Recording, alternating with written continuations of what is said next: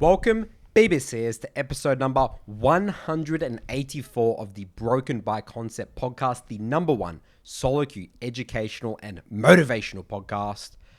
Curtis, this podcast, we sometimes I feel like selfishly want to document our thoughts, our experiences. We share them with the audience. Might be interesting. Here's an experience that I've had this week, Curtis. So you and I, we've been really focusing on recreating, rebuilding a lot of our guides for season 14 for our below platinum program, the mid lane school and the Soul 2 Academy. I had an experience with Hecarim. Now Hecarim has actually really sort of struggled in win rate at the moment. I think he has one of the lowest win rates at the moment. And because this is obviously a below, more beginner program, Conqueror is sort of the, people like to call it the training wheels of Hecarim. It's very easy to sort of execute. It's like you go the bowling alley, you got that, the rack thing that you shoot the ball down. It's super easy. I forgot what it's called. Yeah, the training wheels, whatever. The training wheels, right? And I was just ramming my head at the wall. And to make these guides, I do play in like a low diamond emerald account. And I was just losing my mind. I was really struggling. I was like, okay, let's just try phase rush for a bit. And it's just crazy. I changed my rune setup, changed my build. So I was going Conqueror and I was going the like Sajam into like Triforce, like Tanky, and then like Death Stance, like Sterax, and then I went to Phase Rush and then did more of like a damage assassin heavy ability haste build, like the Sajam into Eclipse into Black Cleaver, I think it was. And I just 180'd. I had so much more fun on the I felt like I was playing a different champion in the game, literally. So much more success. I even played it on like my main account, like in like Master Stuff games. And I was just having so much fun. It was just so much easier. And I was just trying to think, obviously there's a big difference in even Emerald Plus and like playing in Bronze and stuff like that. But I was still thinking like, I reckon I could still teach this. The whole in and out movement's really difficult, but I think it's just so important to be having fun with the champion. I feel like the Hecarim Conqueror style, it was just not fun. Like I couldn't even see it being fun because you just go in and you might as well just play another champion like a Bruise or something like that. You can go in and actually survive or get out, but you go in with Hecarim, you're quite squishy a lot of the time. You have no out, but with Phase Rush, you can go in and out. I think that's just like, I've actually sort of figured, I think that's the only way to play Hecarim at the moment. Yeah, I think... Look, I think for long-term listeners of the Broken by Concept podcast, we've been pretty vocal on how we don't really talk about builds and runes and that stuff very often, right? We've actually probably been advocates of, or even haters to a degree, I think, of that sort of stuff. Trying to like really simplify the champion. Right. So what I would say, something that gets commonly quoted in the BBC universe is it wouldn't matter what you build on Lux. If you're missing your first 3 E's, then it doesn't, it doesn't matter if you're taking Electrocute, Comet, Airy, whatever. You're just missing so much damage. You're leaving so much damage on the table, right? And I think that in a way, hearing you say this, in a way, I think we've potentially been a little bit too close-minded. And I can only speak from my own experiences. I've had a very similar experience to you where you're like, wow, just a few changes in runes and build completely changes one's experience with the champion. And this has been a very humbling experience. And I think that we need to be very clear moving forward that, it's kind of like, I don't think neither of them are more important than the other. I think they both complement each other in a way. I think you do need to have an understanding of what your runes do and why they are your runes, at least to a rudimentary level. You do need to understand why you're building what you're building and what that item kind of does, what you're looking for with these items when you spike with what is the functionality of your build and what does that allow you to do? And then you also need to combine that with good quality ability usage, understanding your champion's identity, understanding your role in fights. And then if you combine all of that together, you get very beautiful gameplay. You might be right. I think we were missing too much. I think we went to the extreme a little bit. And I think we had to, though, because think about it. It's good to start with that, I think. No, because think about the overwhelming narrative is the other way around, right? Yeah. The overwhelming narrative is the build is wrong, the items are wrong, when the mistakes are also painfully wrong, right? And our I guess one of our biggest takes has been, okay, yeah, sure, maybe your build and runes could be optimized, but you're using that as a scapegoat to cover up the real core problems of your gameplay. Like you're missing your abilities, you're not positioning properly, you're not even targeting the right people properly, right? So we've had to go on the other end, the other spectrum, which was screw builds and runes. Let's just look at the goddamn details of your gameplay, right? So I don't really think we could have framed it any other way, because I think if we came in from the angle that builds and runes are important and gameplay is important, everyone would latch on to the first. Yeah, exactly. People just do it naturally. So as long as we I think that when we had a big outburst and be like, come on guys, this is not important, it sort of like balances it out in a way now. So like we did like the 80% that side, 20% that side. We're going to explore this throughout this entire episode. I think each of our segments are, in a way, going to explore this kind of overarching theme of where in the BBC universe here, we exaggerate intentionally. And it's not necessarily to even get a reaction. I think we do it because we know that we are... I felt like, what's that analogy? Like the David versus Goliath. I kind of feel like we're the David sometimes. We're this small, insignificant... I mean, not insignificant. We're this small little... podcast in an ocean of, I guess, differing opinions to ours. We're like this small, contrasting opinion to everything else, right? Yeah, and so it's in order like to... a behemoth It's a behemoth thing. It's like, I imagine this like, David and Goliath, this massive thing, and we're just this one little person. Like chipping away, and we have to figure out a way to get our message across. And we can't just do the normal thing. We had to, in a way, make our stance...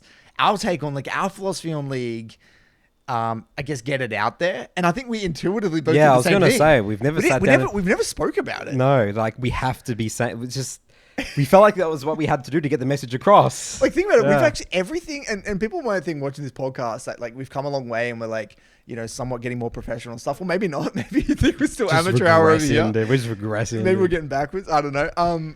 But we don't really talk that in depth about what we're going to say here. A lot of the way we do this podcast is okay, we're going to roughly talk about this, roughly talk about that. We sometimes have a bit of a structure, but a lot of the time it's just kind of us free flowing and talking about our experiences based off our weekly coaching and shit like that, our own solo queue experiences, right? And so we've never sat down and said, you know what, we really need to push this message. It's kind of just been, we've both kind of come to the same conclusions, haven't we? By trying to get people results with this what we've observed. Exactly. We've both observed that in our own communities and through our own content or whatever. So anyway, tying back to the initial point, right? Yes, so make it clear, we have potentially over exaggerated the insignificance of items and builds, and I think we've both and runes and shit. But now we've kind of doing these guides and for our below platinum program, we've kind of realized, yeah, they actually are pretty important and we can't downplay them, and they need to be probably on level, on par in terms of importance to the actual even gameplay. With newer players.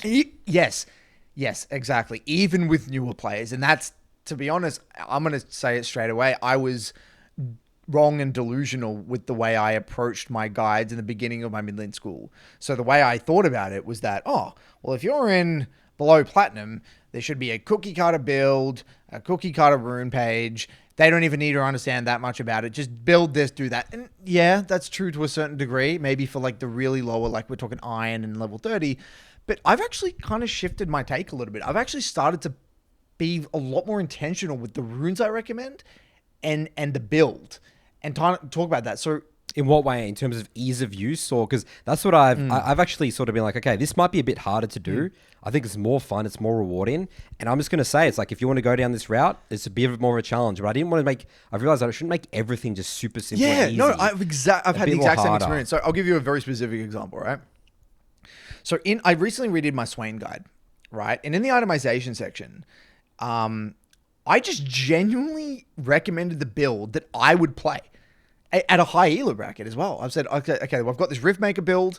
It is a little bit harder to execute because you don't really have mana, right? You don't have any mana. So you actually have to be, we take, mana flow and presence of mind. But, for a lot of people, even taking mana in their runes, they might struggle with mana. You have to be intentional with your mana usage or your ability usage. You can't just build a lost chapter and just fling out abilities left, right, and center. You have to be quite intentional.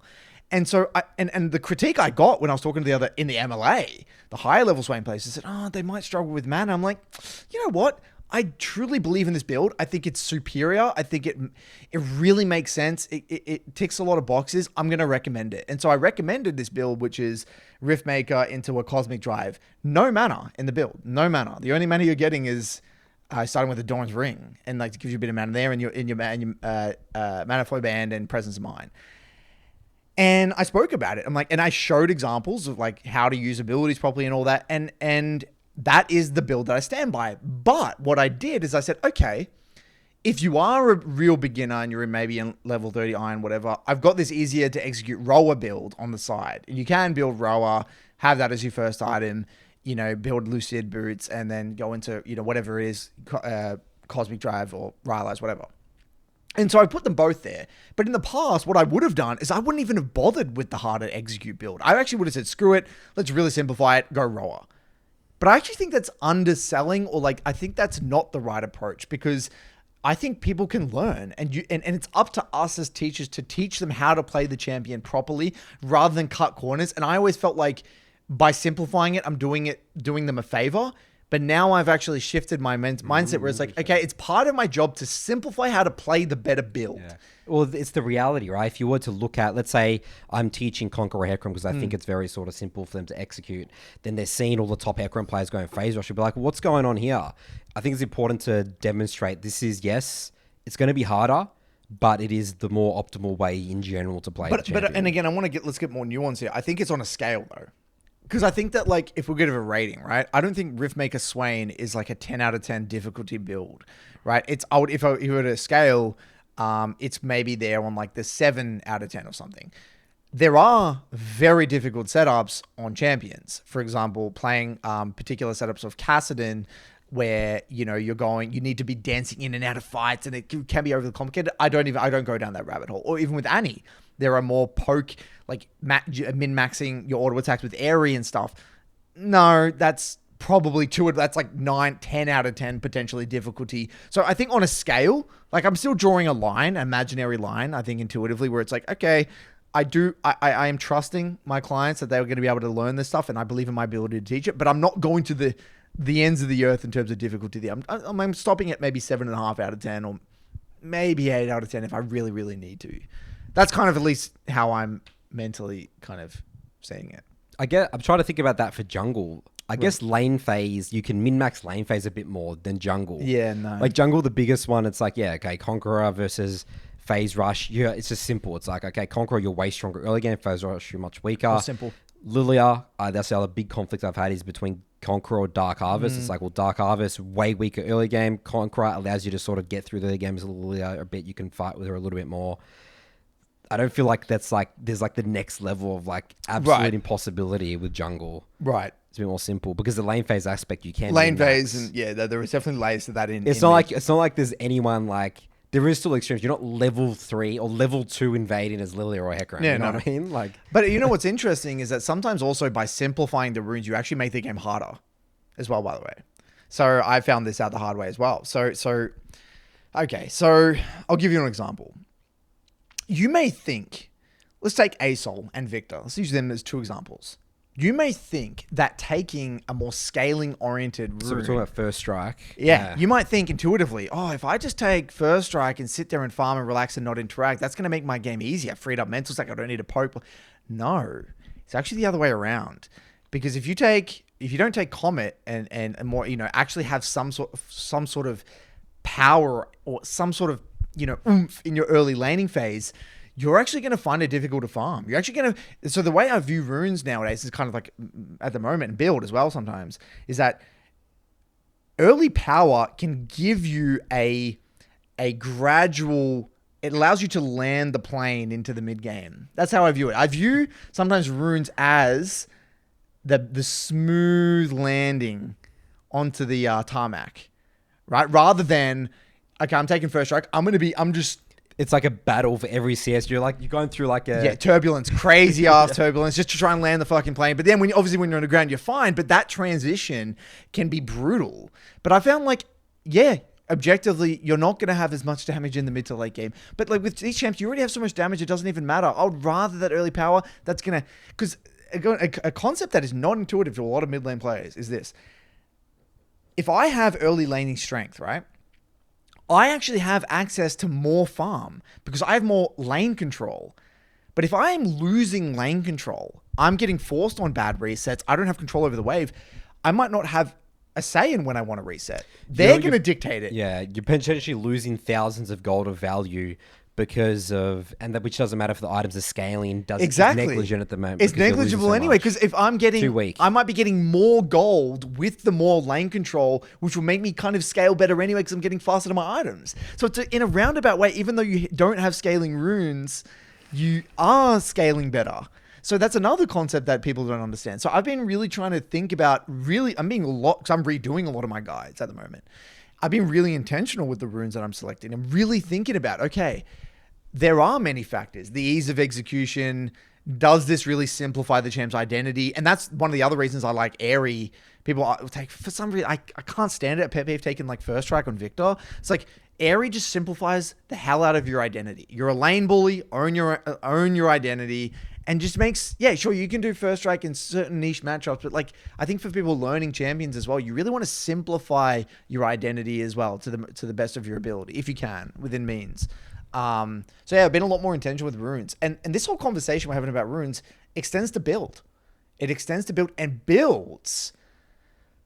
Like, fuck me. I think I've severely underestimated the significance of building correct or having intention with builds. You being flexible during the build paths, like, is that what you're talking about? Well, let's go back to some examples here again. Let's get specific. Let's talk about Nefiri, all right? I've got Nefiri as one of my approved champions, right? For some reason, Profane Hydra is just recommended, all the time, right? For Nefiri players. It's like the most built item. You look at all the stat sites, everyone's saying build. I think I said that's what a lot of Assassin champs go, right? I saw Talon, they go that first and stuff. Right. I think, yeah. For Nefiri, the build that is like not even on the stat page, it's barely there. It's like the last build that people build is this Eclipse build. The Eclipse build is overwhelmingly better, right? It's not even, in my mind, it's not even close, right? And it changes your entire game. Like, it just changes your entire game. The build, it's 20, I think it's like 2,800 gold versus Profane Hydra is 3,300 gold. So it's 500 gold cheaper. It's just a way better item because you get a shit ton of AD. And the whole aspect of Profane Hydra on Nefiri, like the active and the wave clear aspect, is useless. You don't need it. You already have completely fine wave clear. And so you're saving 500 gold. You're getting, like, just in my opinion, just a way better item because the shielding on Nefiri is amazing for skirmishing and you proc it really well with your combo. The item is just amazing with Nefiri. But think about that. One item difference. A Nefiri client building Profane Hydra versus Eclipse. In my mind, that is going to make their journey so much easier. So much. Just one item difference. And I wouldn't have batted an eye, but before. I probably would, whatever. If they build Eclipse or would they build Profane Hydra or whatever. No. This item, it really changes their ability to scrap and skirmish and how they scrap and skirmish and the entire flow of the game.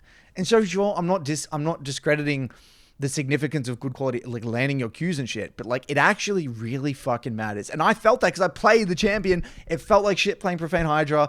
And I really think about why. It's expensive. The wave clear aspect is useless. The active, you don't need it. All this crap. No, Eclipse is just a great item. Combine that all together, holy shit, it changes the entire journey. Yeah, it sounds like that's like my experience exactly with Hecarim. Yeah. It's funny, I built Eclipse as well, dude. Maybe we figured out Eclipse is a really good item. It's a great item. Really, really good item. Love it. The shield, the ability haste, incredible AD. item. Cheap. So cheap as well. And the build path as well, so much better. Build path is amazing. I love pickaxe. I absolutely love pickaxe. You love pickaxe, because pickaxe for mid laners specifically as well, because I can aim for that. Like I aim for the 875 or whatever. It's like a good comfortable base. It's a really base. good comfortable base that I can minimize to in like a wide variety of matchups, no matter what it is. Right? Rather than having to like, try and get to some ridiculous amount of gold. Like it's just like a really good convenient base. So it's funny we've come to that same conclusion. The significance of items and runes. And so I want to make that, I think the purpose of this whole discussion, I want to make it clear to the audience is that, yes, you do need to have intention. You do need to understand what you're building. And it's not that it is insignificant. It is equally significant to your gameplay.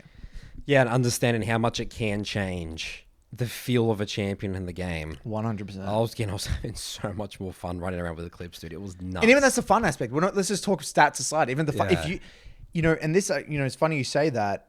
I think the fun aspect probably helps me play it better. I Yeah. think that is the part where Conquer just felt so boring to me because you just go in and it's like you got to get all and Felt once you more eat, linear to you. Yeah, it's not fun. Right. And fun is just subjective. Some people might enjoy the Conqueror style more, right? You got to find, like, I am actually, and we have been a massive advocate of fun as well. Like, if you feel better building something or you feel better taking a specific setup, own that. But you got to understand the sacrifice. You got to understand the downsides. You got to understand the trade-offs. You're going to take Conqueror Phase Rush, and you can't just blind. You got to understand, what are you getting yourself into? Yeah. I'm fine with all that. If you want to do that, as long as you understand the consequences of what you're getting yourself into. Yeah, the early game completely changes the way you approach it. Right, and how that shapes your identity and your skirmishing and your fighting. Yeah. Very important. Anything else on items and runes? I think it's an interesting observation. Good to share our progress. And who knows, Curtis, maybe in another year's time, we're like, all right, nah, stop, no runes, we got it all. Maybe, yeah. Yeah, who knows? And I guess as well, with the new versatility of the items, like, I guess maybe as well, the last couple of seasons with the mythics, there was a lot of cookie cutter stuff. There was. There was a mythic for every champ. There really was. Well, for most champs that were quite I'll give you a simple. funny story. This is how, I'm not amazing with builds and stuff, right? Like, I'm okay, but I'm not I'm okay as well, not amazing. I'm not as well. amazing. Yeah. I was like, 'cause I was playing around with the Fury builds. Yeah. And I didn't even realize you couldn't build Black Cleaver and Ceruldas. Oh god. Oh, because they locks you out. Yeah, locks you out. Because they're both armor. Because that was the build up. Because what I did, right? Yeah. When I'm trying to figure out builds, what I do is I write a list. I said, okay, I want to try these builds, right? And I just play them and I feel them. And I'm like, okay, this one, and I like make a mental note of the strengths and weaknesses of him. And one of them, like, I'm like, okay, I want to build Eclipse, Black Cleaver, Ceruldas. Yeah. And I get my Black Cleaver, and I'm like, why can't I build Ceruldas? And I'm like, fuck, I can't build it. And that's just one of my experiences. I love it. Just going to show how average we are, and how much we don't we just need to get into the game. We have a theory, we just test it. Oh, it doesn't work. Try something else. Go next. You just move fast. Yeah, and then I had to come to the conclusion. Okay, what's more important, Black Cleaver or Ceruldas? And I had Yeah. to come to that conclusion. Okay, if I have to make a choice, Ceruldas is way more important. I shouldn't build Black Cleaver. Okay, how would I adapt my build if I want Black Cleaver? And I just go through that cycle, right? And I just try and figure it out. Like I'm like you. I'm not good at reading patch notes and stuff. I need to feel it. I need to experience it. And really put myself in their shoes. If they're in a game like this, what would they be feeling? If they're building this, they're going to feel awkward. Like, I'm really trying to empathize with people building these items. What are they going to experience? And I think it's so important. Thank you to today's sponsor, mid.gg. Now, this is an amazing platform for those of you who are looking to find VODs on your given champion or the champion that you main. Now, I actually am close with the developer, Jake. He actually asked me a year or two ago, he said, Curtis, what sort of platform are you looking for when it comes to, improving at your solo queue? What would you like if you could create any platform that you would want? And I said, well, ideally, I'd be able to find high-level VODs, POV VODs, because that's something that for all of us is really quite hard. If you type on in YouTube, I want to look at a challenger Ari VOD, 9 times out of 10, you get some crappy Domi-san replay. 6 months old. Maybe not even POV. And it's a bit of a pain in the ass, to be honest. So basically what Jake has put together with mid.gg is this amazing platform where it basically takes all the effort out of finding VODs. So you can actually, if I say I want to find Fizz VODs, POV Fizz VODs, I can click on Fizz here in the Champions tab, and it will automatically sort all of the recent Fizz games played on stream from famous streamers. So even here, look at this, 7 hours ago, Nemesis played a Fizz game. So I can just click on this and it's going to take me directly to the timestamp. Look at that, instantaneously, boom, we're watching Nemesis play POV on his stream. From the level 1. From the level 1, beautiful timestamp ready to go. We can also check out his build here if we want to, and his build path, etc., etc. Now, the other one of my personal favorite parts of this platform is that you can actually search matchups. So let's say I want to learn how to play Ari. I want to see people playing Ari versus Akali, right? This is the first one that pops up. It will automatically sort by all of the Ari and Akali VODs. So legit Korea here, streamed it a week ago, played this matchup. I can click on it, boom, it'll take me to his stream. Look at that, we're watching Ari versus Akali instantaneously, just like that, at the click of a button. Extremely easy. And the great thing about this, guys, is that if there's any extra functionality that you would like added into this platform, please let us know in the description below. Jake's a really nice guy. He's really hands-on, and whatever you guys feel like you need to make the platform even better, let us know, and he'll be probably happy to accommodate for that. So the link will be in the description. Please check it out. And last reminder, guys, this is not just for mid. This is for every champion, every role. It doesn't matter if you're a jungler, top laner, AD carry, support. Please check it out, guys. Moving on. Moving on here, Curtis. Okay, so I got sent this from someone. I apologize. I can't remember who sent it to me. Now, I think we may have referred to this guy before. Sajam.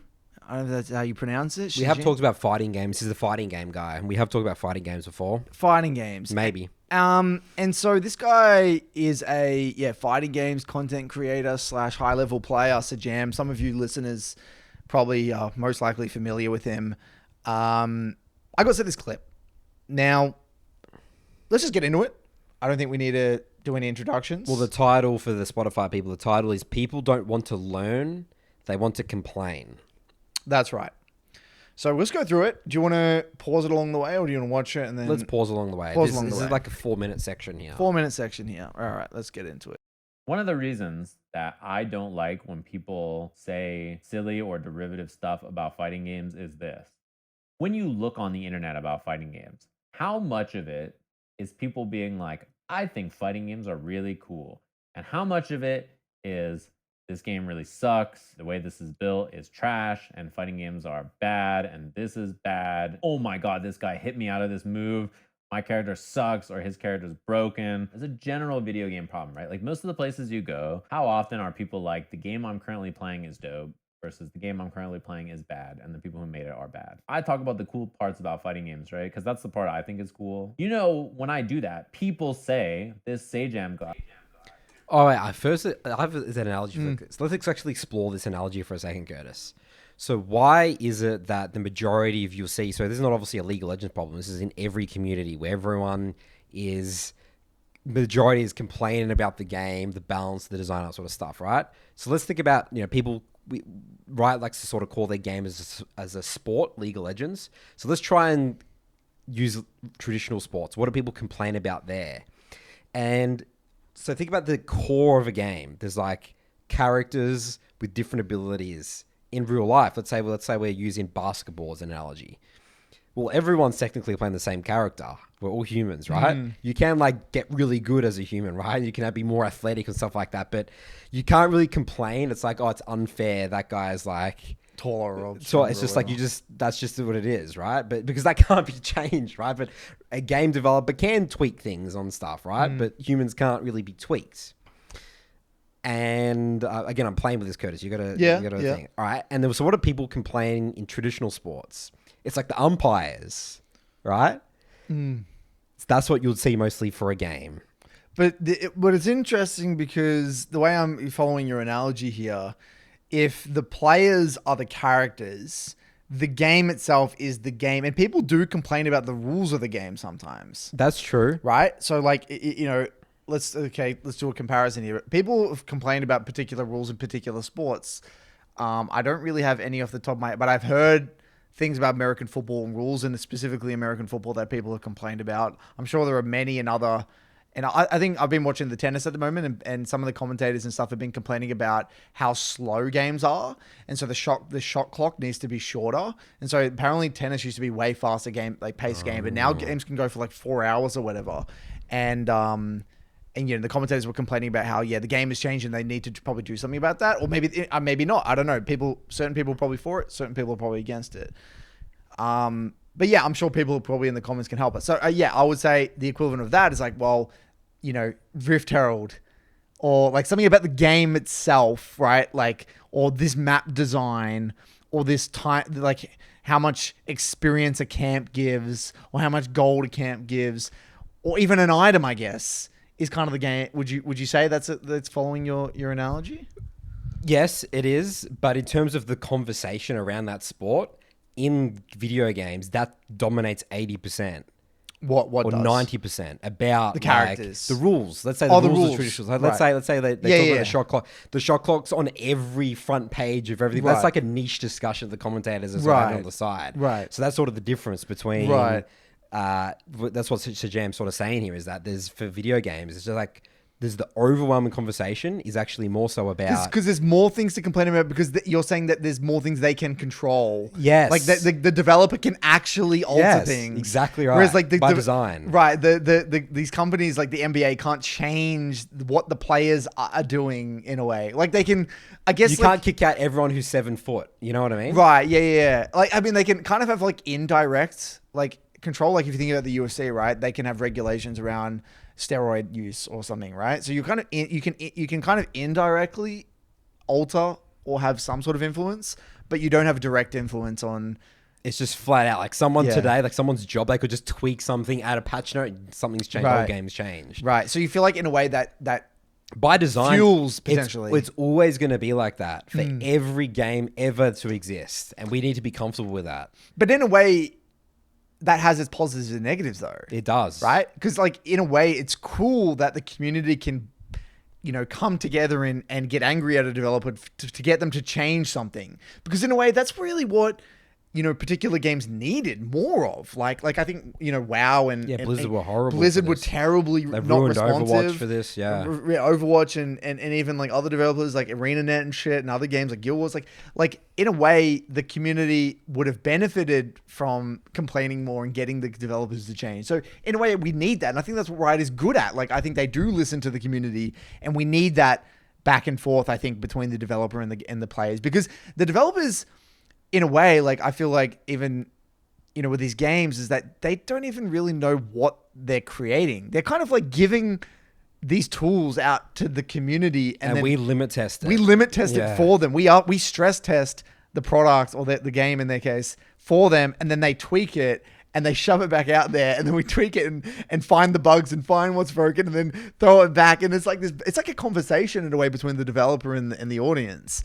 So I think it's one of those situations where you can't. It's very difficult, borderline impossible to filter out the rubbish takes and I guess nonsensical criticisms and unnecessary or just emotional criticisms versus genuine criticisms towards a game. You know what I mean? It's kind of extremely hard. It's kind of one of those things where it's like, yeah, like you said, it's part of the experience, I guess, of playing a video game or a competitive video game. Yeah. Which is very interesting. But I think, that's where you need, like, Froxton says they have a team of people that are, I guess trying to filter out the advice, test shit. And is that really true? And ideally create principles so they can kind of filter through what would work. So like, for example, Froxton was saying how they have principles about particular stats. Like if you affect mana or something, how that you can't affect particular things in runes, or you can't affect. Is something about how you can't add mana in runes because that will have an indirect impact on how certain champions impact in game and things like that. Like they have principles that they've created. So if someone's complaining about mana, they know straight away that like they can't touch that. They can't maybe touch that, and they probably filter that out or whatever. Or maybe that's the result of something else. If someone's complaining about damage, then that may not be necessarily that item has too much damage. Maybe the resistances or base stats or whatever. You know what I mean? Like they probably have principles to filter out a bunch of shit. So I'm sure there's a lot behind the scenes of maybe techniques they have to potentially filter criticism from the community is what I'm saying.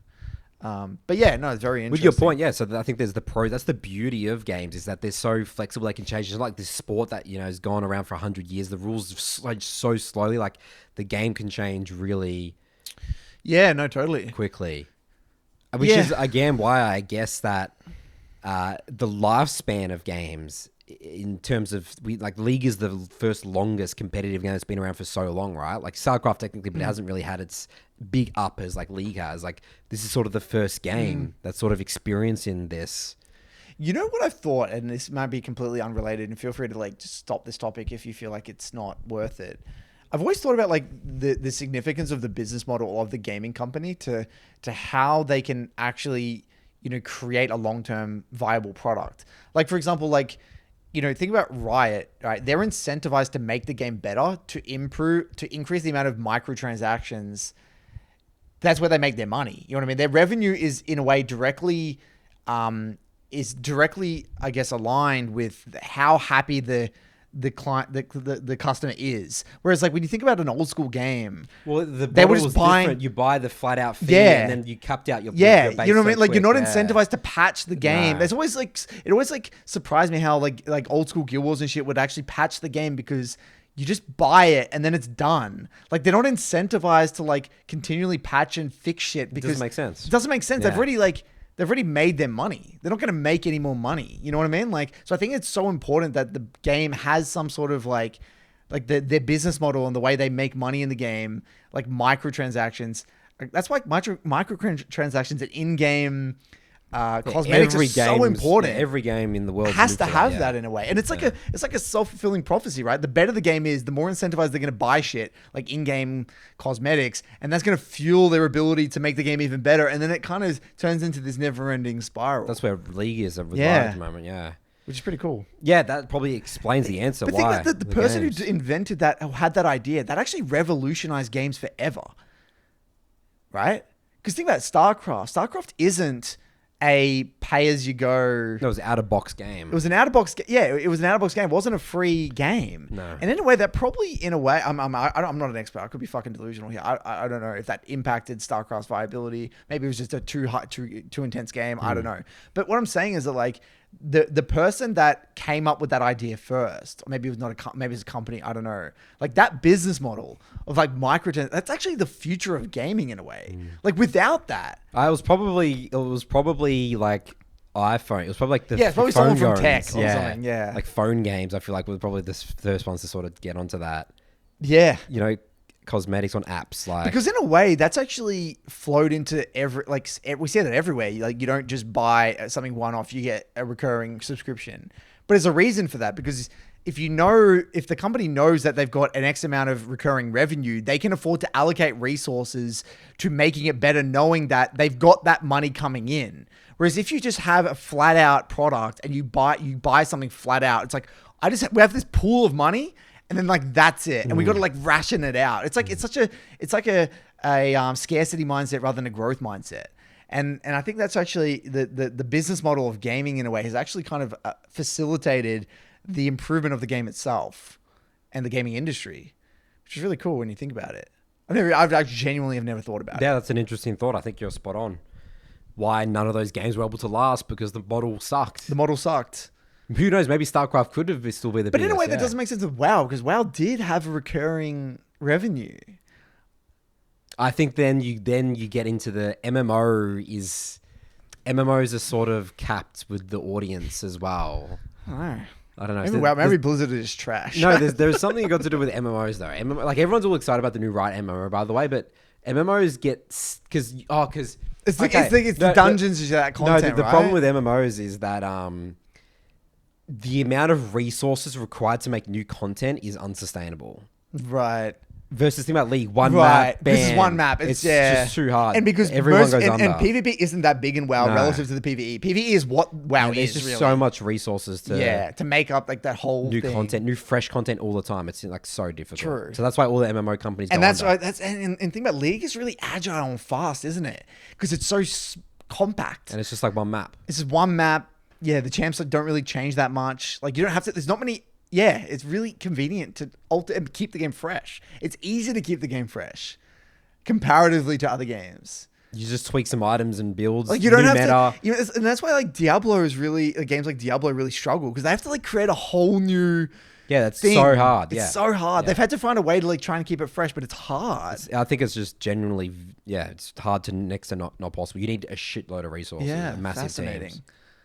There you go. It's a side off topic thing talking about. Game design that we have no idea. We have no idea what the hell we're talking about. That's an interesting discussion. We probably need to get an expert on at some point about that because we don't know jack shit. You want to go back to this? Yep, we'll go back to this. Being toxic positive. When I do that, I talk about the cool parts about fighting games, right? Because that's the part I think is cool. You know, when I do that, people say this Sajam guy is being toxic positive. People are mad at you for not being mad. If you're nice about the game, it's seen as not real. But like the answer is like you're just miserable and I'm Nah, like I'm just chilling. Like I don't know. Street Fighter 6 is very good. I think it's a very good fighting game. I like it a lot. I think this is so relevant to It's us. so well put. It I've is never really well thought put. about it that way, but Yeah. exactly. Welcome to this podcast. That's We've what experienced we're this. right apologists. People in the comments, they get angry at us that we're not angry Think at the about game. that. Think about that. And we're just having a blast. We love playing League of Legends. People are toxic to us. Yeah, we understand that. Cool, dude. League is so fun. We have so many haters for people that think we're just being We're right apologists. we're right. Yeah, exactly. We have people just label us as right apologists with whatever, and discredit what we're talking about purely because we think Riot is a good company and they've done great for the game. Toxic positivity. It is toxic positivity. Yeah, Is what they really think well that we put. are. And it's ridiculous. Such a weird label, dude. No, but I think what he said is like, you guys, it's just because you guys are miserable and I'm chilling in a way. In a way, being positive about something is kind of a choice. Seeing the bright side in anything is a choice, and I think a mature choice. And I think it can be harder. It is objectively harder to see the positive in something than it is the negative. It's easy to be negative and hateful and upset and angry about shit. And it is actively a choice to kind of see where you direct your attention. And I think we both simultaneously, it's not like that we think that Riot are absolutely perfect at Angels. Like we just choose to look at the big picture, and in the big picture, they're doing a pretty good job. Like all things considered, the game's pretty bloody good. It's relatively balanced. We're having a pretty fun time. The game's not perfect, but it's pretty bloody close. And we just choose to focus on that. We could theoretically make this podcast all of the shit things that Riot have done. We could do that. And the podcast would probably still be, have people who listen to it. And Maybe more, maybe probably bigger. more. Yeah. Right. Like, fuck Riot, this champ's OP, that item this, Rift Herald's terrible. Talk about that for half an hour. Whatever it is. But we choose not to. It's a choice. I think that's really important for people to understand. Moving on. Yep.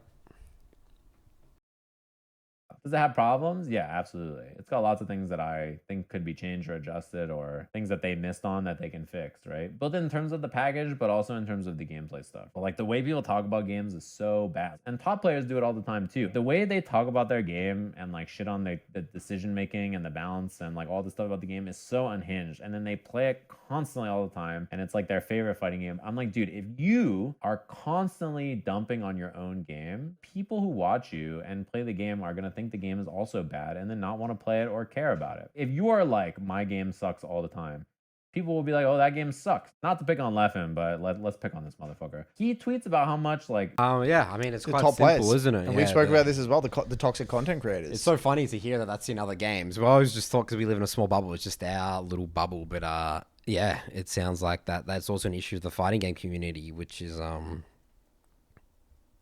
it's good to hear. It's like you could relate. It's like, yeah, we relate to that. I think the whole thing about being negative about a game, it's a really fascinating thing because it's kind of like they're rewarded in a way. So think about it, right? Imagine let's take Tyler 1. Imagine if Tyler 1 was purely, he's not a great example, but I'm just gonna use him as I don't have one off the top of my head that is kind of like shits on the game all the time, who talks negative about the game. I don't really watch many streamers, but let's just take, I'm not even gonna use Tyler 1. This is toxic content creator, right? Right? In a way, toxic being negative about a game and looking at the negatives about a game is the most clickbait content. In a way, it draws the most attention. Calling out shit and exaggerating shit and talking about how dumb Riot are for doing this or how terrible this game is, the game state is. Like, that is the fastest way to get people engaged with content. Maybe you make a video or you talk about something like why Riot failed in season 14. People are going to click on that shit and they're going to listen to you. And if you speak with conviction and you're angry and you're upset and you make a big deal out about it, people are going to, and especially if you're a big popular content creator already, you're going to get rewarded for making content like that.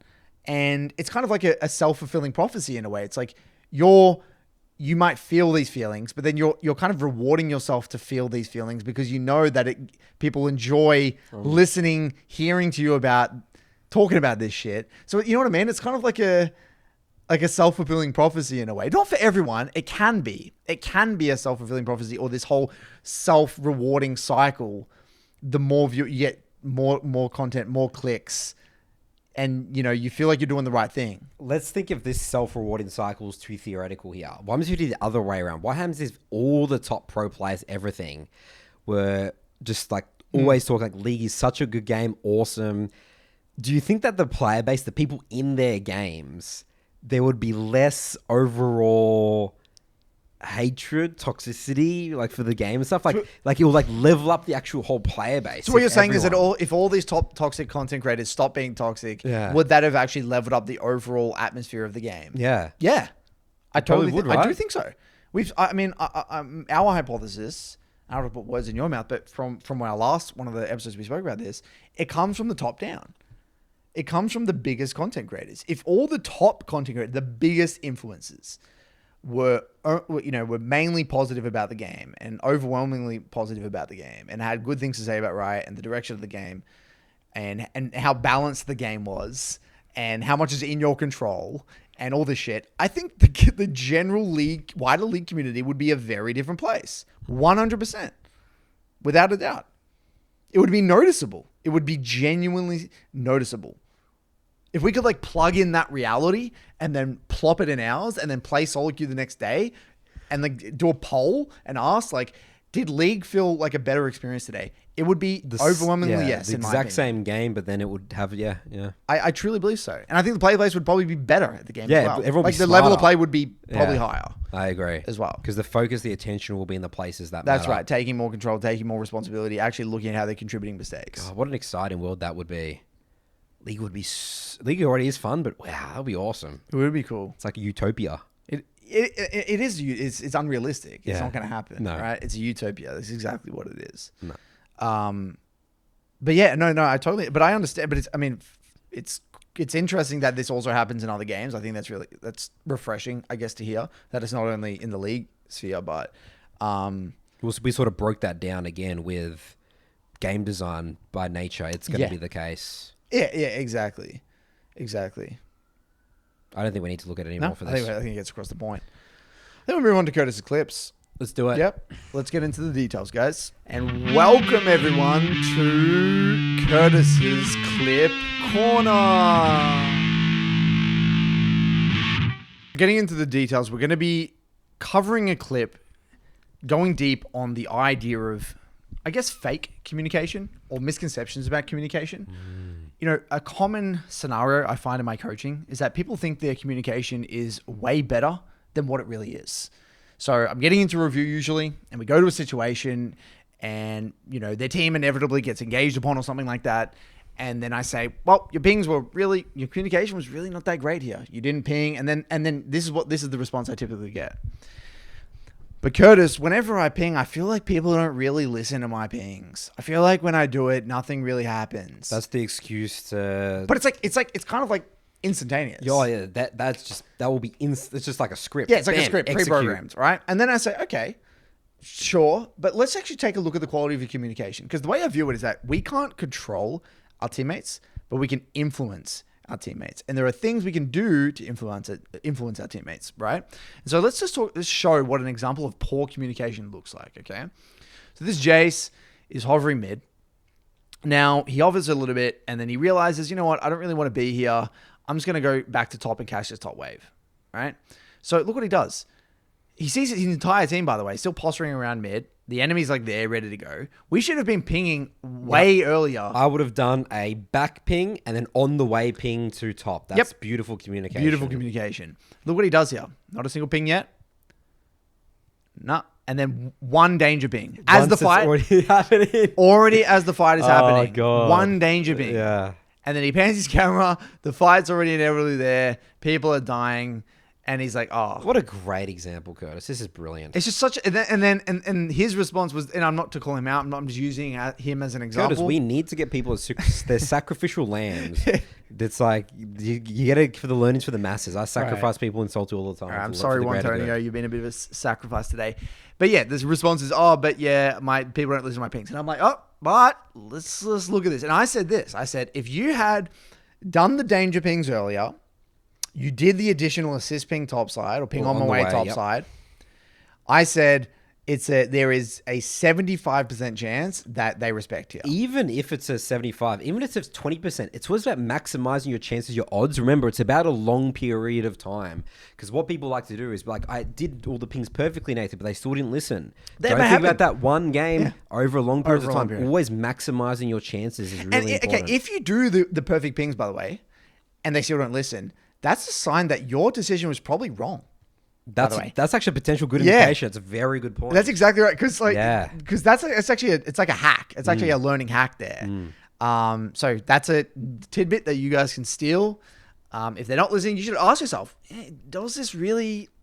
Should I have even done this? There's a reason maybe they couldn't have disengaged or something. Maybe they're too committed, or I shouldn't have been rotating away from this fight. Maybe they needed me here. And that's also an important question to ask yourself as well. Well, the enemy was playing recklessly, and I could have easily picked up a couple of kills. So the principles for pings I have are, how early the pings are. They need to be nice and early. You need to give your team plenty of warning. They need to be clear, right? Very clear in terms of what you're trying to get across. And if you can, give an alternative, right? So the danger ping's back, and then come here, like something like that. Or give dragon, come topside. Leave top, come bot. Or, make it clear. That's not always feasible. Sometimes you can't do that. But even if you get the first two steps well in advance, clarity of pings, you're going to be smooth sailing. Love it. Moving on. So we'll do our Reddit post for the week here.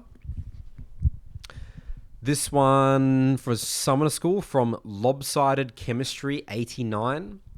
So the title of this post is Fundamentals Are Not Everything in This Game. So it reads, after reaching Master 3 times on 3 roles, Jungle ADC support, I found out that no matter how many guides you watch or how perfect you manage the wave, you won't get good results as long as you fail to do your combos and lack knowledge to play every matchup. I was tunneling for so long about decisions, wave management, map rotations, and they are so good, don't get me wrong, but the key factor was focusing on the micro movements too. I realized this after OTP and Fiddlesticks, then Aphelios, then Sona, and they are quite simple and easy to play. I played Aphelios so much, 2,000 plus games, and I am familiar with him. For Fiddle, his worst matchups were tanks and fighters, but after playing a lot, I got the hang of how to fight most of them, or how to run away from them. For Sona, she was surprisingly so strong in lane if you utilize her range and utility well enough, and managing her passives and cycling through them and proper positioning were the key to winning most matchups. And for Aphelios, he has many aspects in his kit, but the most important thing was matchup knowledge and playing around every enemy play pattern and the multiple kit interactions. TLDR, to improve, you need to have good macro, wave management, map rotations, etc. You need to have good micro, like how you would hit all of your spells, or what could have you done different to get more damage or peel. And you also need to know how to play versus every champ in the game. When should I go in? What CD should I play around? What cooldowns? Hope you found this helpful. Going into a comment here, Curtis, someone said, Coach Curtis made a whole video about fundamentals and why they're so important to climb. He even made a video a year later stating that he was wrong and apologized, saying the clear, more important factor is champ mastery, which is actually what you guys are saying here. And the top comment, this was the response was, the reason fundamentals and macro get so much focus is because it is relatively low-hanging fruit in comparison to actually getting good at your champion and learning the game. A 5-minute video on wave control is a much easier sell than go and watch 100 hours of a one-trick playing your champ on stream at a high level. When I read this post, I think I've talked about this on the podcast before, the episode we did with Gamer Dad, for people that don't know about him, I think in his late 50s or approaching 60, and he was talking about how when he first started learning League, he's like a bronze player, I think, at the moment, when he was iron and stuff, the first thing he looked up wasn't a champion guide. It was, how do I play top lane? What were the fundamentals of this role? And when we said, like, that's actually not the approach, you need to learn the champ first, then the fundamentals come, he was shocked. The intuition of the players is, how do I learn this? What are the fundamentals to the role first? Yeah, no. And I think people are slowly cottoning onto this, slowly but surely. And we've tried to make it very clear that champ mastery is the bedrock. And if you don't know how to deal damage, you don't know how to hit your spells, you don't know how, like in his case as well, like the basics of matchups, and it doesn't really matter how good your wave management is. It doesn't really matter if you're taking good or bad resets. You need to know how to do damage. Doesn't matter your lane assignments in the macro. That goes back to last week's episode. Remember the talking about macro. Mid to late game macro, yeah. It's the fun, sexy stuff to focus on, but it's, there's lots of end of review mistakes beforehand, lots of champ mastery. We could level up our ability usage. Just taking good trades. In speaking from a mid lane perspective, you just need to know how to take good trades with your champion. You need to know how to hit your abilities and how your abilities work. And what is a good what does it look like to cast my abilities in the correct manner? And, that just matters so much more. It matters so much more. And then we can get into all the other nuance. The way I view it is kind of like fundamentals are, in a way that that allow you to, juice and maximize your knowledge with your champion.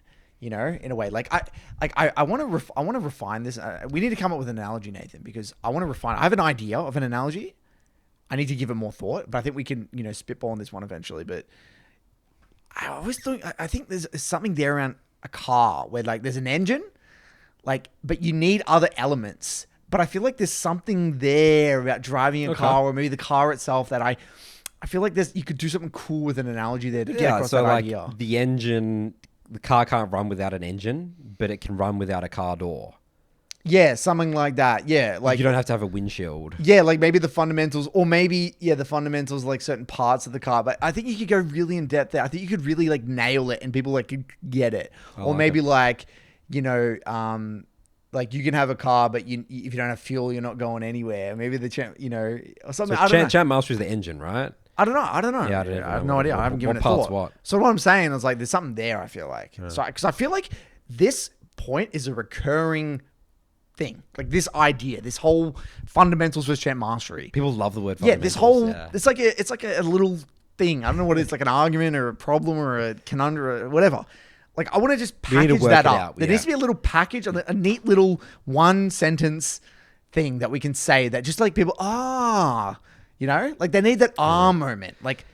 Because if you let's say if you really, I'm just trying to think of beginner first play in the game, you're sort of just looking at what the person is doing. People would be like, well, what about the fundamentals? What do tower plays do? What's that? We're not really talking about that. I think that sort of comes, but still, at the end of the day, you're still playing a champion first, right? Yeah. If you just copy that, and then you can get a long way. Once you start knowing that, then the other things sort of just come together in a way. Maybe they're coming together. You can learn the. Okay, now I'll go. This is the one that I have thought about before, right? Again, I've been watching tennis, right? Okay, so the way I view it, right? What fundamentals are is that fundamentals in of themselves don't win you games. Because think about it, right? Fundamentals you don't do damage with fundamentals. Right? Fundamentals are a lot of the time wave management or tempo and resets and warding and all this stuff, right? You have these fundamentals.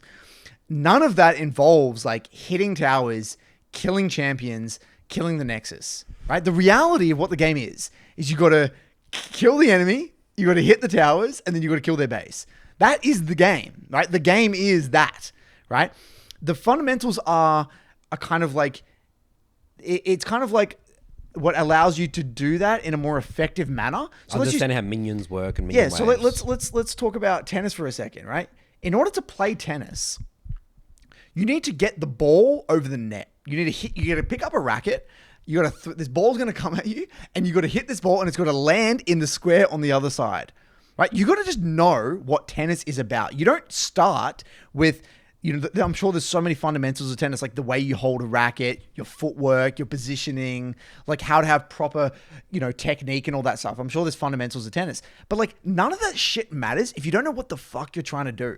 League is you pick a champion, you kill shit with that champion. Yeah, that is the equivalent of getting the ball. I got this stick and I got this ball and I got to get it from here to there. The equivalent of that is I'm playing a champion. I got to hit this person. I got to kill them. I got to hit this tower and I got to kill this nexus. That is the equivalent. The fundamentals equivalent is the equivalent in tennis is the footwork, the proper technique with holding the racket, all that stuff. It's how can doing it better, more efficiently, more effectively. Yeah. How can I get the ball to go over the net faster, cleaner, that the more opponent can't return it. Yes. Yeah. Yes. That's how I'm thinking about it. How can I get more gold so I can kill my opponents easier? Yes. And they can't kill me. Yes. I'm too strong that they can't kill me. And that same thing in tennis. How can I do this serve in a way that it makes it way harder for them to deal with? I'm winning in a way more effective manner, conserving more energy. Don't have to run around, whatever. The list goes on. All right, so we'll put a little Pin in that one. We'll revisit, we'll think about that over the year, how we can package up the whole idea of champ mastery versus fundamentals. Yep, agreed. Mailbag time? Yep. Away we go. Welcome back for Nathan's Mailbag. Jingle, jingle, jingle song. Alrighty then. Our first question here comes from Magnus. Very simple question here, Curtis. Title of this email is Why Ban in Draft? Good day, gentlemen. In the context of improvement, what are the pros and cons of banning a champion in draft as opposed to banning none? How should a ban pick be chosen? Should you stick to a particular ban? I have a very simple response to this. Always ban. Ban something that annoys you or does well into your champion.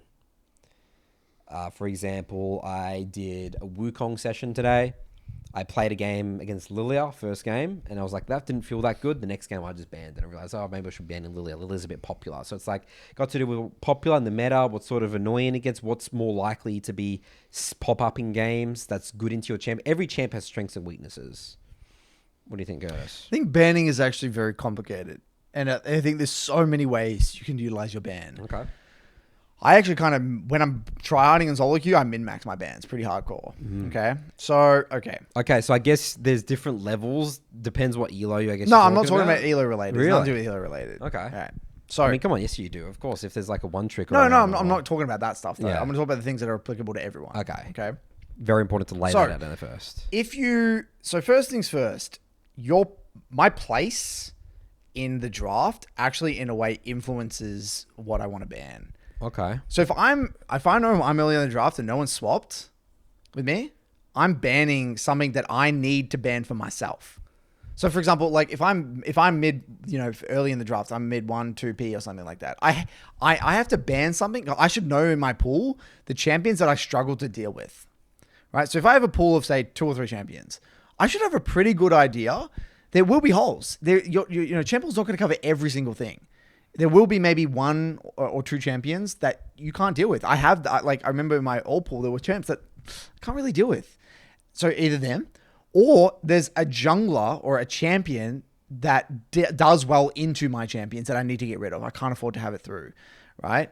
So there's that. That's first thing. If I'm later in the draft, a lot of the time, I'll actually just ban something that I don't need to be as selfish. I might ban, if someone hovers something on my team, I might ban something that's good into them or compliment them. Or if someone says, I need this banned, I'll ban that. Or even, maybe it's an OP champion in the meta right now, like genuinely broken. I might ban that. Another one is if I have a pretty good idea of what I'm going to pick, or maybe my jungler's hovered something, and I'm like, okay, given he's hovered that, I'm probably going to be playing this or this. Then I'll ban. I'm thinking, okay, if I'm going to be playing probably likely these mid jungles, how's that going to change? I might not need to ban that other champ. I might need to, I'm actually thinking about what will do good into this mid jungle. I'm actually thinking like that. So, I think pretty deeply about my bans. Yeah. Even with advice that you give to people, that's the advice.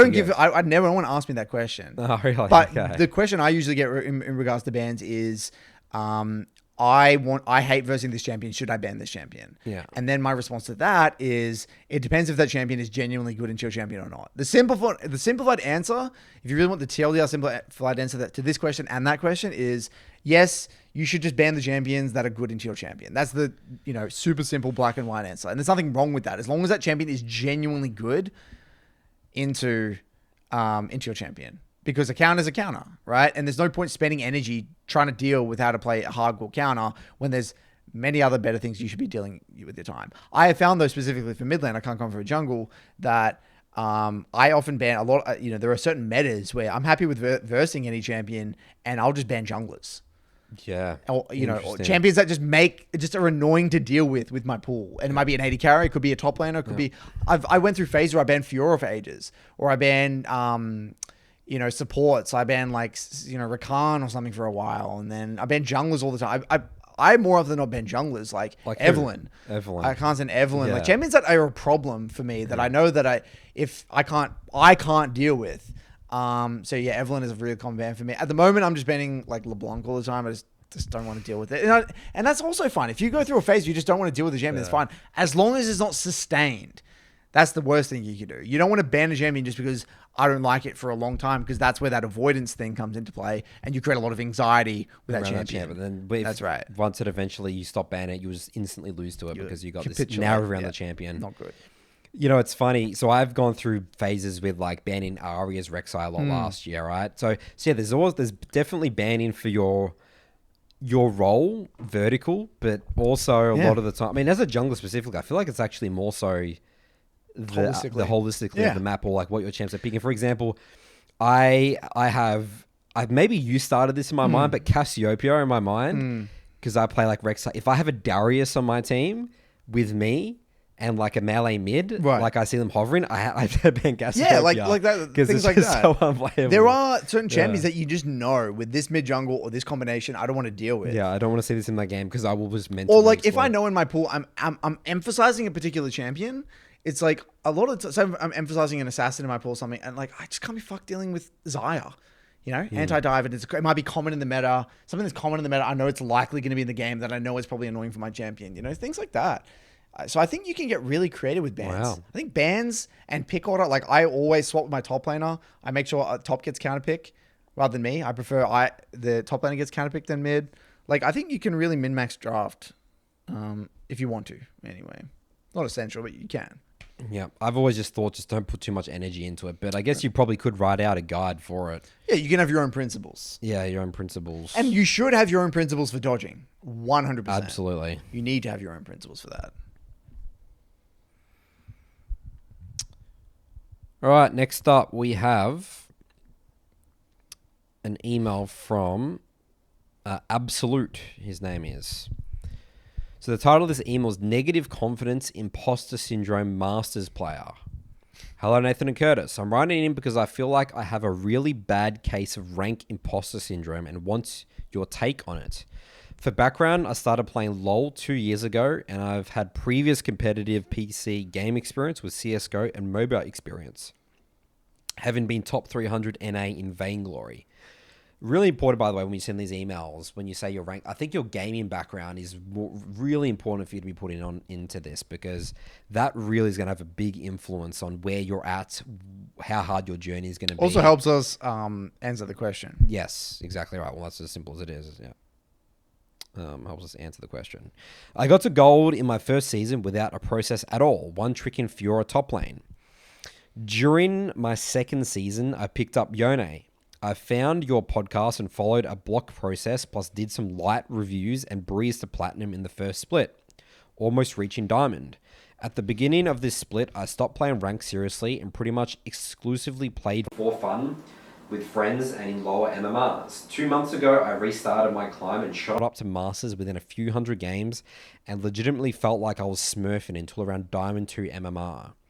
However, I feel whenever I play against Masters top laners, I'm always behind in lane and I always fumble mid-game macro. I just seem to be outclassed in every way. It really makes me wonder if I'm actually a Master tier player in any aspect, especially since my entire climb was me two-tricking Fiora and Yone, both considered overpowered, skillless champs by the community. I don't know what it is, but seeing the Masters tier border around my opponent, despite having one myself, makes me feel like I can't even look them eye to eye in lane. I feed my lane and my teammates end up flaming me, or I imagine they are. I end up not making my own plays during the mid game. Instead, I follow everything my team wants to do and perma group. I've always had an image in my head of a Masters player being really good, mechanically superior, while also knowing how to play the map. My opponents always match up to this standard, but I always fall short. And what's really weird is I've only felt this way since hitting Masters. Up until then, I played super confidently, almost disrespectfully, and wouldn't care at all about my teammates said about me. So this combined with so many people telling me I'm only Masters because I abuse easy, free LP champs makes me feel like I don't belong in this ELO bracket. I wonder how much of this is true and how much is me getting into my own head whenever I queue up. Yeah, it's all true. All of the above. You should listen to them. Give up.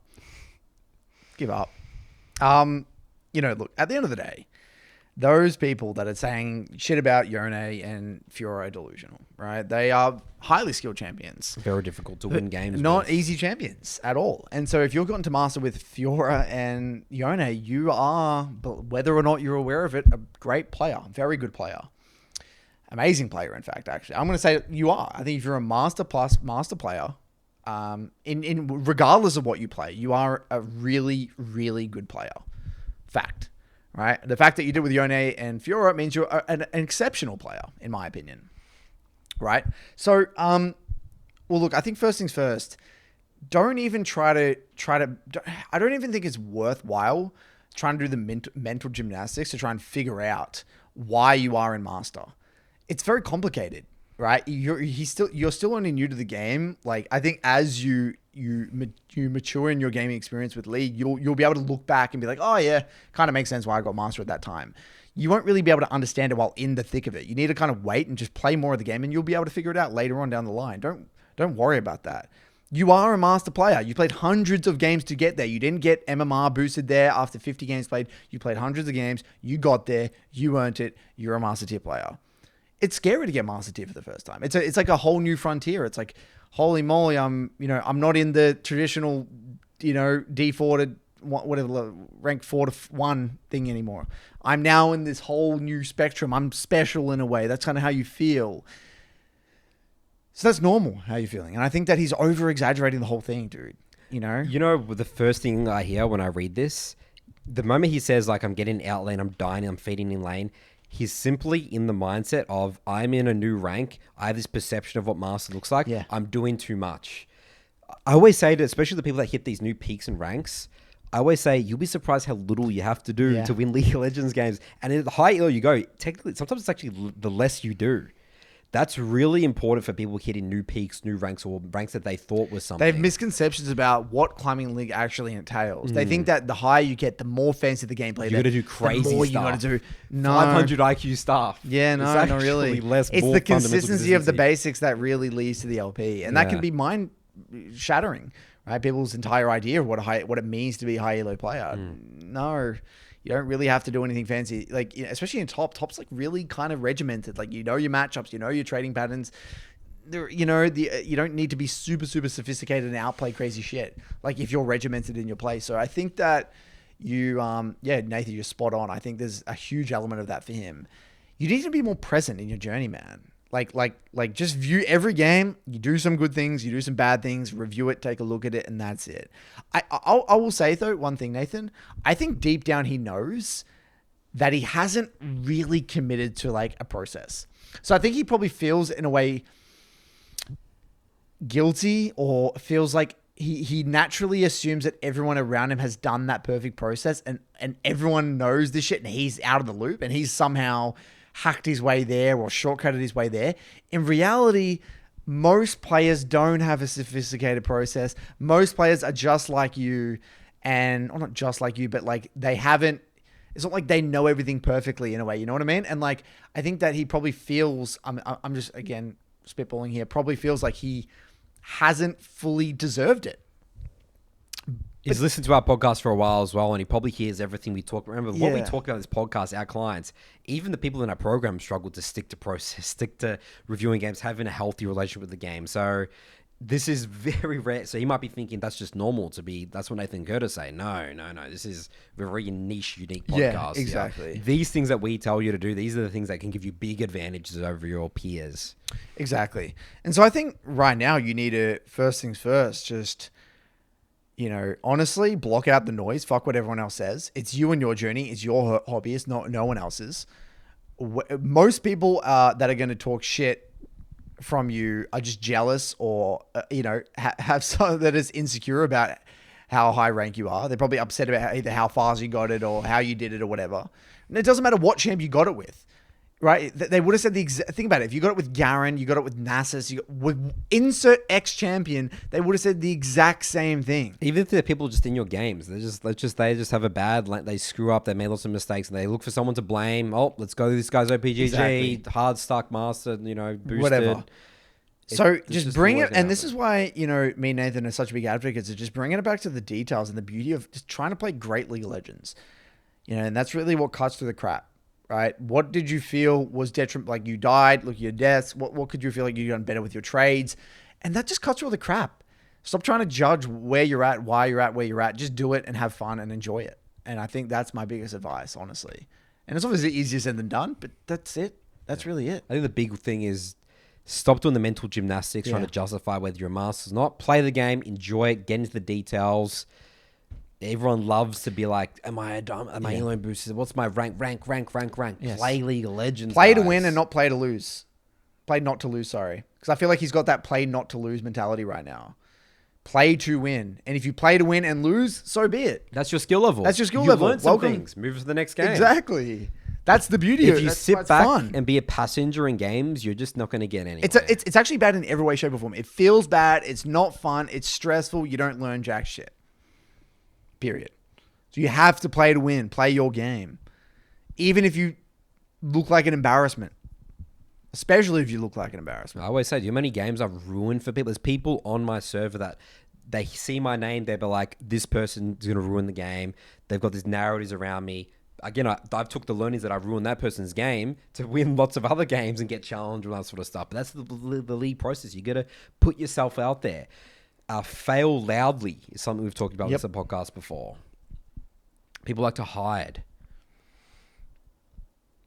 All right, our last one here, Curtis. Bit of a long one, but it's not really a question. It's more of a story. I thought this would be an interesting one to select because it's a story about how this podcast influenced their 1 year progression from normals to first time ranked. I think it's really interesting to see the new player experience coming into the game. We're obviously always around most of the time. Well, obviously not in our below platinum programs, but we've spent a lot of time around people that have played the game a lot. People that watch these podcasts as well. And are serious about ranked. All right, so hello, Mr. Mott and Mr. Curtis, or if I may be so bold, Nathan and Coach. Also, shout out to Charlie with the obligatory first name Coach joke aside. Here is my story. My name is Tim, and I'm writing from Montreal, Canada. I'm a 1 year listener of the podcast, and I've recently caught up with the entire back catalogue of episodes. I'm reaching out to share my league journey, which has been significantly impacted by discovering your podcast. To give some quick background, I am 32 years old, and my gaming background is mostly RPGs with zero competitive games other than League. I've worked full-time as a nurse since October, having just completed my degree last spring. I live with my girlfriend and her dog, and things can get pretty busy at home, so my independent recreation time is fairly limited. Now let's jump into my league journey. It's a long one, but there are many BBC-related insights that I think are worth the time, if you've got it. Part number 1, toxic beginnings. My league journey started a very long time ago, went very hard, but with low intensity, then stopped for basically 10 years. I started playing at the start of season 1 when I was 19 after my first year of university, pursuing a degree in chemistry. I got into the game with a group of 4 friends that I hung out with every weekend. As a team of 5, we played mostly normals, but also joined a couple of local tournaments in which we managed to do quite well, finishing first place in one and second place in another. I was in my comfort zone when playing with my friends, but I think I lacked confidence playing without them, as I was too insecure to play more than a couple of games of ranked in that phase of my journey. Over the course of season 1, I got more and more invested in the game. I wanted to perform well to meet my teammates' expectations, but also to impress my friends, particularly the one girl in our group. I played more and more and developed a very unhealthy relationship with the game, which combined destructively with avoidance of schoolwork. Ultimately, this led me to fail or drop all of my courses in my first semester of second year uni, and then likewise for the second semester. I lost thousands of dollars of tuition with nothing to show for it except an abysmal transcript, and potentially jeopardized my entire degree.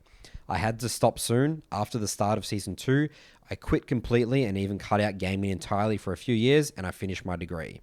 I returned to League a couple of times between about 2015 to 2017, but never played much as I was never ready to commit the time required, be decent at the game. As more time passed, I eventually felt like my League days were fully behind me, and I thought I'd never play again. Anything to comment about there, because that's part 1? No, I think it's pretty good. It's a very common journey of how a lot of people get into the game. Their friends, wanting to oppress someone, a girl in the friendship group, demonstrating here the dangers of League. You know, we talk about the positives of League a lot, but yes, you can get addicted. You can sabotage your life. Ruin your life. You know, like, there we go. That could have been detrimental if he kept on going down that path and didn't quit League. So, again, quitting League can be something that you might need to do. Part number 2, the return. In 2021, I became good friends with someone who was very into League. Once he heard that I used to play, he would occasionally make offers to play together. I was reluctant at first, but in November 2022, I gave in. I started playing again at the end of Season 12, about 10 years after I had given it up due to my unhealthy relationship with the game. This time, I was intent on having a healthy relationship with it. I already explored my relationship with gaming with the help of a therapist who focused on cognitive behavioral therapy techniques. The main strategy we had adopted was that I would only allow myself to play games if I had done at least one chunk of productive tasks, mainly schoolwork, even if it was only a small chunk. In this way, the activity of playing games would become associated in my brain as a reward, rather than being an avoidant behavior that generated guilt and anxiety. The strategy worked very well, and I was often able to use the momentum of starting some schoolwork to keep doing more, whilst also associating gaming as a well-deserved reward for the hard work I was doing. Going into my renewed League journey, I applied the same strategy with good success, and around the turn of the new year of 2023, I also discovered your podcast. I was inspired and intrigued by your podcast. It was a contrast to much of the League content I discovered to that point, which was mostly things like skill caps, guides, and tier lists, but also Expetu with his personal responsibility and optimization mindset. Your podcast helped me to adopt well-defined strategies towards having a healthy relationship with the game in order to try to optimize my learning potential. I wanted to jump straight into pursuit of champion mastery to optimize my limited time, so I skipped learning all the new champs, figuring that my game knowledge from Season 1 and the bits and pieces I played since then could be good enough to get me by, and that I could learn the rest passively as I played. Strangely, the game felt very familiar, and I could hardly remember how different it used to be. Little did I know how much it had really changed, and how painful in-game my learning would be. But that's how I did it anyway, and I honestly had a blast. My first goal for Season 13 was to find my champ pool. I'd already gravitated towards top lane as a main role, which I'd found to provide a fairly replicable experience due to the relative isolation of the role in Season 13. And I appreciated this for providing a fairly stable learning environment. I initially thought my champ pool would ideally be 2 champions, a main and an alternate in the case the main champion is unavailable, but the decision became much easier when I heard your advice, I think from Curtis, to play a single champion if your level of play is below gold. I dropped Shen and I started one-tricking Zac, playing top primary and jungle secondary. I know Zac is quite a niche laner, but I really wanted to Zac after discovering him while playing some jungle games, and I also really wanted to play top, and since Zac is technically viable top, I just went for it. My second goal was to get enough champ mastery in normal games to feel confident enough to play ranked, and then to jump fully into ranked. I played well over 100 Zac games, probably with a ratio of about 70 to 30 in top versus jungle, and I decided to start ranked in October so that I could still hopefully get at least 120 games in to be relatively accurately placed by the end of Season 13. All right, and the last part here, part 3, first time ranked. The first step of my ranked journey was to create a solo queue contract. I wrote down 6 basic principles: play with intensity, respect the game, take accountability, play to improve, review each game, and mute all except pings. I established what my 3-block process would look like. Start with a low dodge game warm-up, then open practice tool to do 2 to 3 jungle clears and 1 luck spot drill. Then queue up for 3 games, reviewing in between each game. I made the intention to release any expectations of reaching a particular rank, although I did find myself thinking about what rank I would like to hit. I decided that having ranked goals could be motivating, but that I should continue to be reflective and not let it become something I feel entitled to. My goal for the split was to aim for high silver, hope for gold, and accept my level of play no matter where I end up. I placed in bronze 1, then promoted to silver 4 after 10 games. Already I discovered that the rank was a label that I was attached to, as I could tell I didn't want to demote back to bronze. I tried to remind myself each game to play for improvement and be motivated by learning, as opposed to playing for rank. I visualized having a 0-3 block, and when I first had one, I actually smiled and felt glad that I wasn't tilted by it. I embraced the suck. As I continued to play, I reflected on the meaning of rank to me, and I've accepted that my ranked ambition is a motivational tool that can benefit me as long as I use it carefully. At 56 games, I reached silver 1, my basic goal for the split. I started to think it might actually be realistic to hit gold, and within 5 games I was there in gold 4.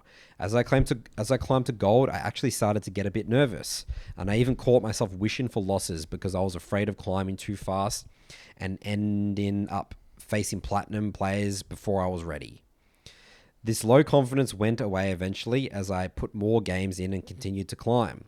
The gameplay showed me I was ready and capable of playing in high gold. As I continued to climb, my ambition expanded as well, and I set my eyes on platinum, but I reminded myself to embrace the possibility of going on major loss streaks and dropping way down the ranks. I strived for an open mindset that would prevent me from being attached to my ambitions.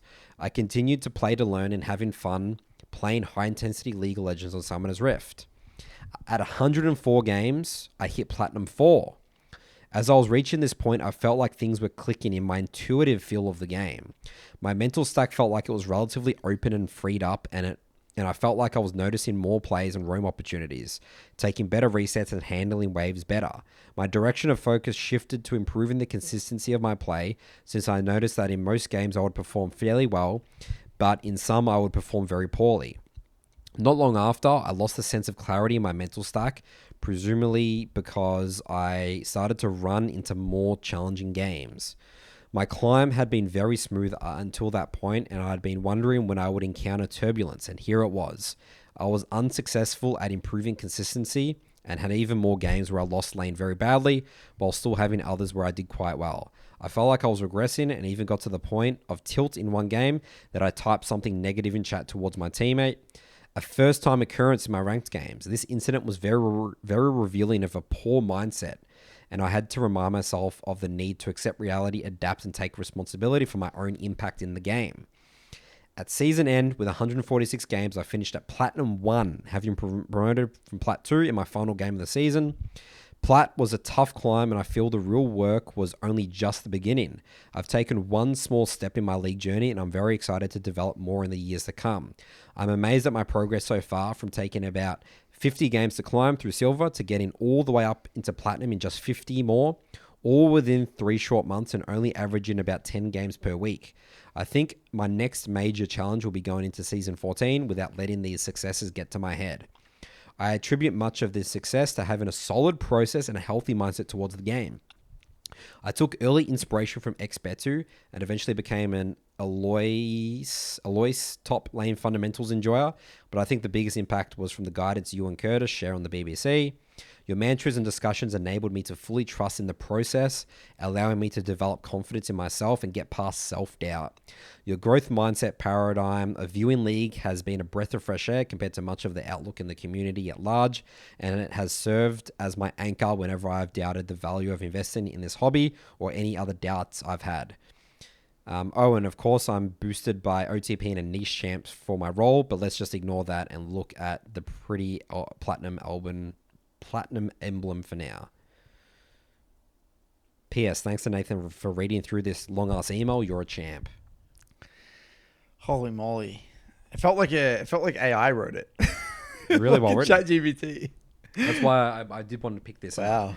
And so reflective. Like he's so, like, it sounds like he was so reflective about like like he just felt like he internalized the process perfectly. And he did like a pre-mortem constantly. Like he Yeah. was constantly like, this is what could go wrong. Here we go. It's getting good. It could Manage go his wrong. expectations. He was reminding himself. That's Yeah. why he had those mantras. I think that's the biggest takeaway for me. Is like he just always reminded himself, okay, I'm winning, but doing that, or I'm losing, but okay. And he was just like so in control. He just knew. He just really listened to what we've been saying on the podcast and just internalized it, and he just got it. That's the key word, in control. It Yeah. felt like this was not random. This is process, aware of the challenges, embraced Not it. in control in the sense that he knew what to do to climb, but in control in the sense that he's like, okay, I'm going to face challenges, but I know how to In control of tackle them. direction, maybe. The Yeah. direction. Like he knows Where where he's going. He has an idea of where he's going. Maybe not exactly where he's going, but he has an idea. But he's like, as long as he says a blind trust in the process, as long as I doing these mantras things, I trust these, I feel like I'm going to get to a good place. Yeah. Amazing. Absolutely amazing. And quite honestly inspiring. And I think the big thing is that he's got a healthy relationship with League. He's figured out a way to have a healthy relationship with League. And I think that's so amazing and really, really awesome, especially coming from that time where he did have an incredibly negative relationship with League. So props to him for putting in the work. Props to him for following the process. And thank you for listening and actually putting into action what we talk about on this podcast.